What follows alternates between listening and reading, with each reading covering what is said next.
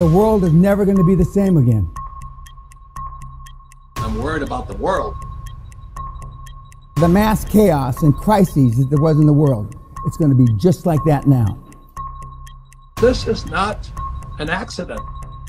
How long is it going to last?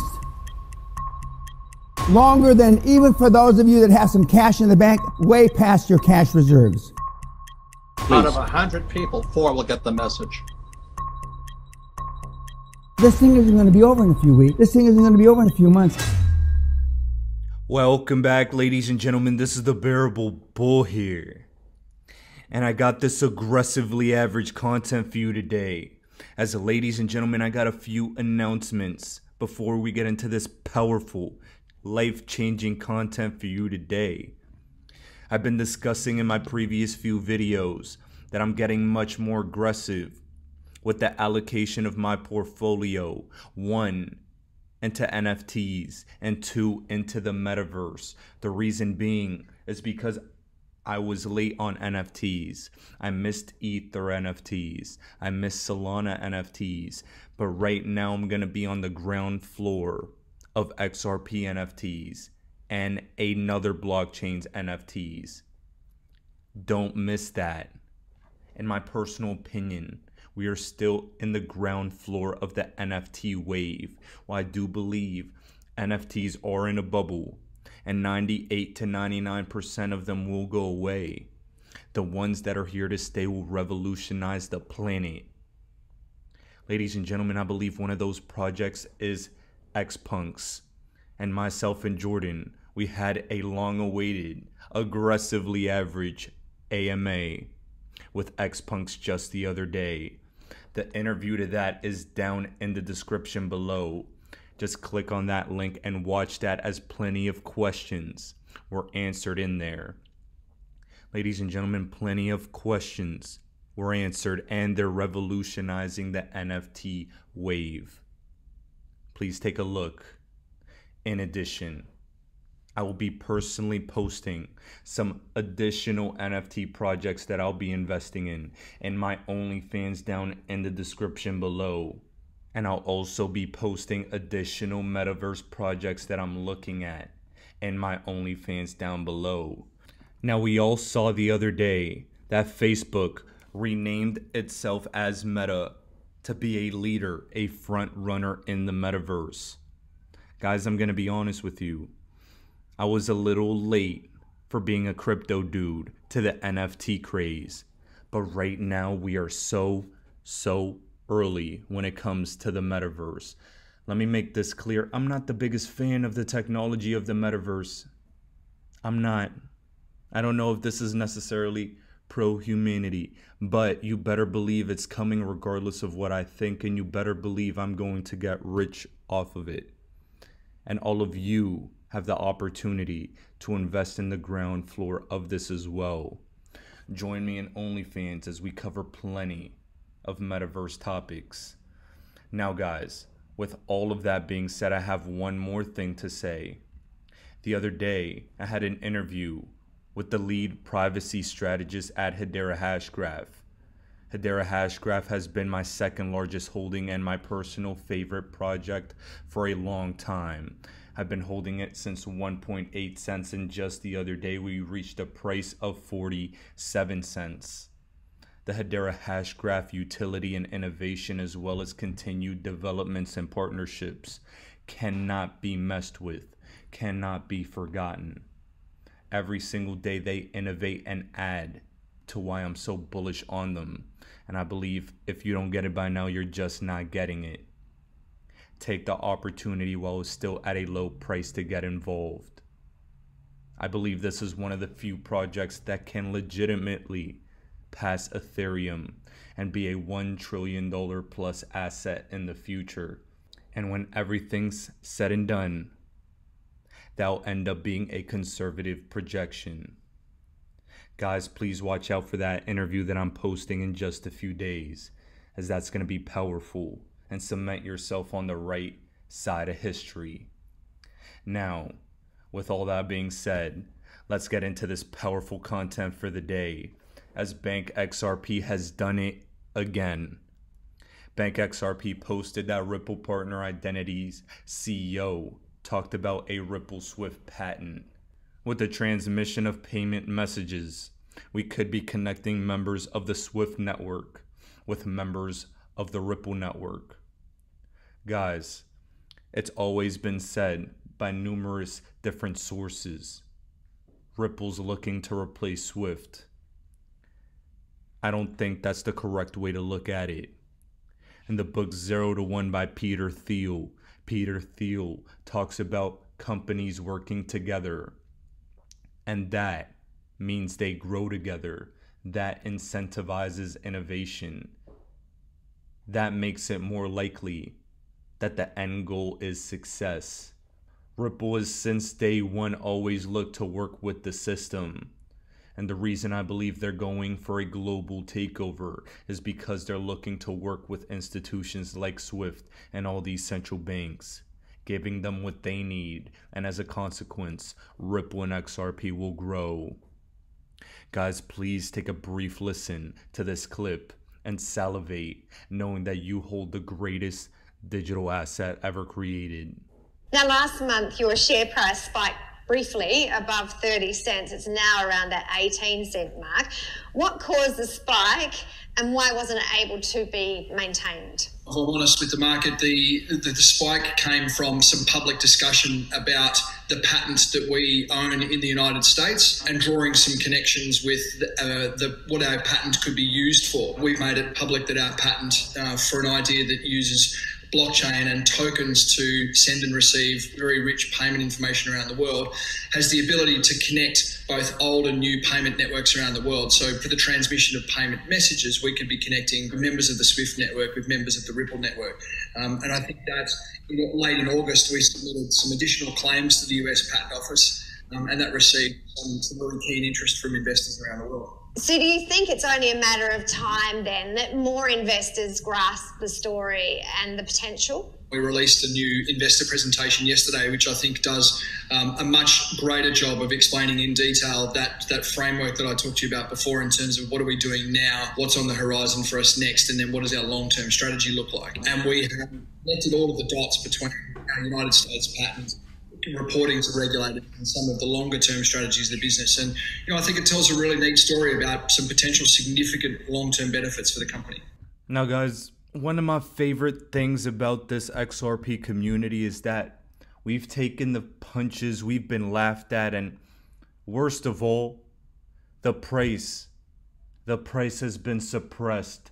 Time and time again, XRP has always moved last. Our precious baby. Our we love our XRP so much, but she's so shy. She likes to take her time, and the maxis, they like to pick on us because the price hasn't exploded yet. Trust me when I tell you, we deserve what's about to come. By Nick the Crypto Crusader, he stated you'd have to be blind to not see what Ripple and XRP are building. A liquidity bridge with on-demand liquidity, interledger protocol, and line of credit for SMEs. 38 of the top 100 banks on the planet are already working with Ripple, and I suspect that it's actually more than that number. It's easily $1 trillion asset and at scale. Prepare now. I 100% agree. And things released by Ripple's Swell conference just a few days ago made me even more bullish than I already was with our favorite digital asset. Guys, an abundance of information was released, and I'm about to power through all of that. Ladies and gentlemen, Ripple posted the other day the Ripple's Liquidity Hub, and how it will allow enterprises to source, trade, move, and manage value from a variety of liquidity venues. Now, guys, over the past couple years, when it comes to the Ripple Liquidity Hub, there are a couple things that make me truly understand the magnitude of what we're invested in. This past Ripple Swell that happened a couple days ago reminded me why I love XRP oh so much. And I briefly have to describe to you what the Ripple Liquidity Hub is so that all of you can be just as excited as I am. The Ripple Liquidity Hub will uniquely solve for the specific pain points of enterprise customers, avoiding long and resource-heavy integrations through a streamlined API, and unlike most other offerings, eliminating pre-funding requirements in order to free up working capital. Ladies and gentlemen, time and time again, Ripple, they look to make things more convenient for enterprises, banks, FIs, institutions, and every possible client. Making things easier and over-delivering is something they're priding themselves on, and they're going to continue doing. While the XRP ledger and XRP are and will remain a native part of their tech stack, we believe Ripple that achieving interoperability is key to unlocking crypto's true potential. Interoperability is key, guys. The ability to interoperate crypto across networks will break down barriers to entry and enable greater competition and inclusion. Because of this, Ripple's Liquidity Hub will initially support Bitcoin, Ether, Litecoin, Ethereum Classic, Bitcoin Cash, and XRP, with plans to add additional digital assets over time. In the future, Ripple plans to add functionality such as staking and yield generating functionalities. Ashish Birla explained that we have been successfully using the same crypto sourcing technology to support Ripple's on-demand liquidity, this product, for 2 years. Now, in response to consumer demand, Ripple is making this proven resource available as a customer-facing product for 2022 and beyond. We know full well the need for easy and efficient liquidity management. Crypto and financial institutions are embedded in our DNA, so it makes sense that they are prepared for a crypto-first world. Our customers would want access to the same trusted one-stop shop for buying, selling, and holding crypto assets that has powered our own extensive work with financial institutions. This is something we get to look forward to in the upcoming months, and this is something that Ripple, in my opinion, has been working on for a long time. The word interoperability will be a flashy term stated in the crypto space for a long time to come. The reason is, all tides will rise together. Everything needs to connect. And the blockchains, the crypto projects that make everything connect, will go to the moon and beyond without a shadow of a doubt. And Ripple are some of the front runners in this specific niche. Now, one of the most interesting things that was discussed was Ripple's Ashish Birla going on Yahoo Finance talking about XRP. And they were talking about what happens in the event of a financial meltdown or government insolvency.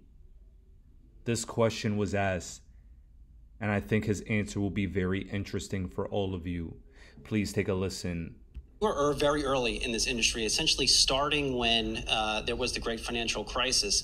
How do you think crypto would do during another financial crisis? It's not going to happen tomorrow, of course, but it's going to happen at some point in our lifetime.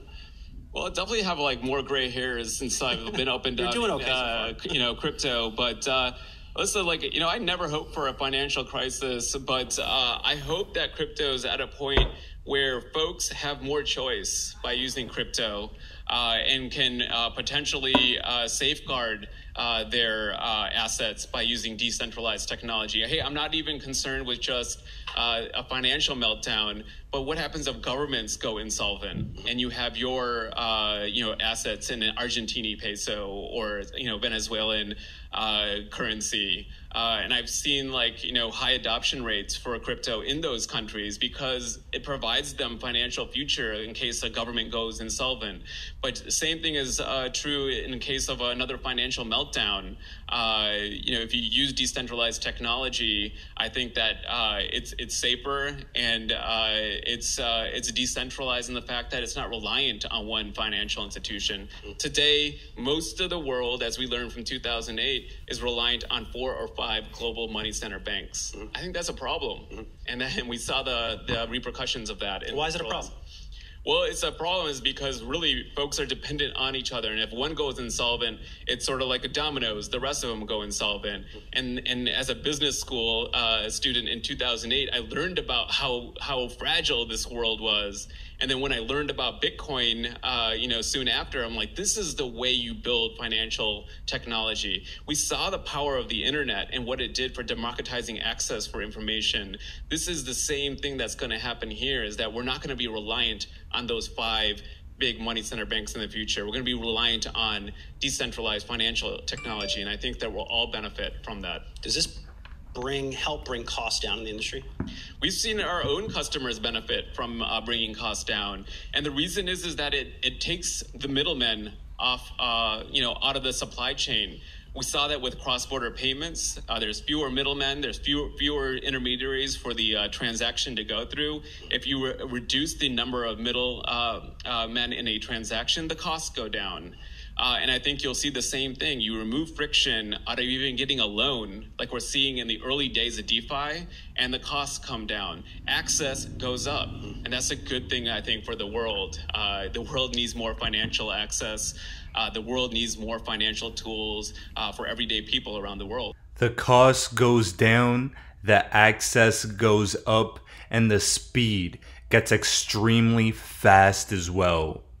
Ladies and gentlemen, David Schwartz actually touched on the speed in this brief clip as well. Let me play that for you, and then let's analyze some things Ashish Birla stated. XRP Ledger's hyper-efficiency and liquidity enables developers globally to support numerous use cases, from DeFi, payments, consumer applications. And you don't need anybody's permission to interact with the XRP Ledger, right? It's a public good. It's an open source, decentralized. There aren't administrators. You just submit transactions, and everybody who participates executes them. It's so fast and so simple. I'm not making this up. I've had developers contact me with concerns when everything was fine because their payments were so fast, so cheap and easy. They were concerned that they couldn't possibly be doing it right. They're like, wait, no, it says it's confirmed. I must not have checked right because it's only been a couple of seconds. No, it's that fast. It's that cheap. It's that easy. Now, I'm a big fan of Ashish Birla because he explains the very basics of why XRP is going to win in layman's terms.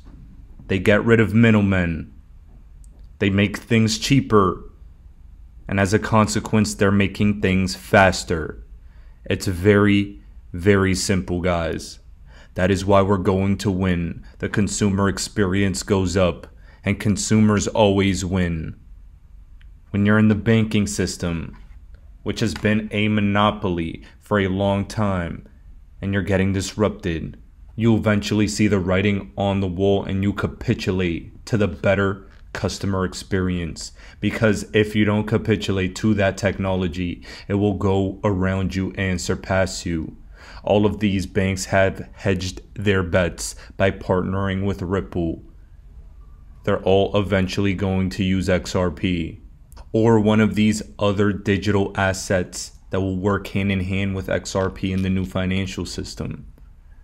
It's the way the world is going, and nothing, and I mean nothing, is going to stop it from happening. It's only a question of when. And what I can guarantee you is that 2 to 5 years from now, we'll all be looking back and saying, damn, I made it. Or, damn, how did I miss it? Right now we're experiencing the crypto bull run. Bitcoin and Ether are about to top out, and the aggressive altcoin season we've all been expecting is fast approaching.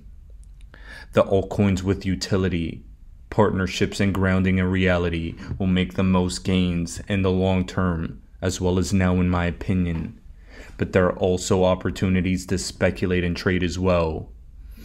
I highly recommend all of you get ready and get involved as we continue on this journey together. Now, recently, BCBacker posted this on Twitter. He believes in a possible top around $75,000 for Bitcoin. And ladies and gentlemen, that is a possible scenario that could be upon us. I am prepared for that scenario, as all that will mean is that this specific altcoin season will not be as explosive as it could be. However, we have someone else challenging this theory. TechDev, right underneath BCBacker, stated all scenarios need to be considered and monitored. He states that his indicators do not support this fractal overlay. Buying climax prior to the mid-cycle distribution was marked by a run-in with the 2-week RSI channel top. We're nowhere close to that yet, and I think TechDev believes we could very well be going towards a $150,000 plus Bitcoin price. And if that's the case, that means that this altcoin season will be generational and legendary. Guys, I think both of these scenarios are at play here, and both of them need to be monitored, as these are two well-respected chart analysts. Regardless of which one is more correct, I'm paying attention to both and will adapt accordingly. You should be paying attention to both and acting accordingly. You'll all know with plenty of time which scenario is going to happen. Regardless, altcoins will react accordingly. If 75k Bitcoin is the top, we'll still be able to profit. If 150 to 200k Bitcoin is the top, oh my lord, we are in such a powerful position. What we're anticipating now is not whether or not we'll make money. It's the magnitude of how much damn money we're going to make. That is power in its purest form. We're either going to win big or win massive. But we're not taking any L's on this channel. We're riding off into the sunset, the new 1%. Congratulations in advance, as the days, weeks, and months to come are going to be powerful. Ladies and gentlemen, this is the Bearable Bull here. Thanks for tuning in. As always, I appreciate every single one of you. Now I'll be back tomorrow with another video. I get 24 hours a day just like Bill Gates. I get 24 hours a day just like Beyonce and Jay-Z. You get 24 hours a day, ladies and gentlemen. What do you do with your 24 hours? You need to get more information in our coaching program. All we do is drop content nonstop. And people are like, wow, I didn't know that. Wow, I didn't know that. See, you don't even know what you don't know. How did you let me come from behind and clip you? Do you guys know the studies show the better we look, the more money we make? Which means your website should pass the eyeball test. Your truck should pass the eyeball test. Your people should pass the eyeball test. You should pass the eyeball test. Everybody in this room has a promised land somewhere, but you can't be stuck on the city you like. You got to hear God and go to your promised land. Your promised land might be Utah. Your promised land might be Minnesota. Your promised land might be Wyoming. Hear me clearly. You better use your money to get information and access, and you better be flexible, because a real shark is flexible. Can we stop fronting and get real about this thing? And if I can do it, you can do it. I knew nothing about life. I knew nothing about business, but I had the right mindset, and I learned it through sports. And y'all got to hear my story so you understand. I didn't even start on my college basketball team. I came off the bench. At the University of Minnesota, I came off the bench. But in my mind, you can bring me off the bench, but I'm an NBA ball player when you get through talking. When you get through, I'm an NBA ball player. And that's why I would walk around and say, you can't check me. You can't check me. You can't check me. If I was you, I would walk around every day and say, I'm a millionaire. I'm a millionaire. I declare it right now. I'm worth millions. I'm worth millions. I will receive my salary right now, but I won't accept it as my value. So whatever you receive right now, receive it, but don't you accept it as your value. Because there's more out here for you if you change your mindset.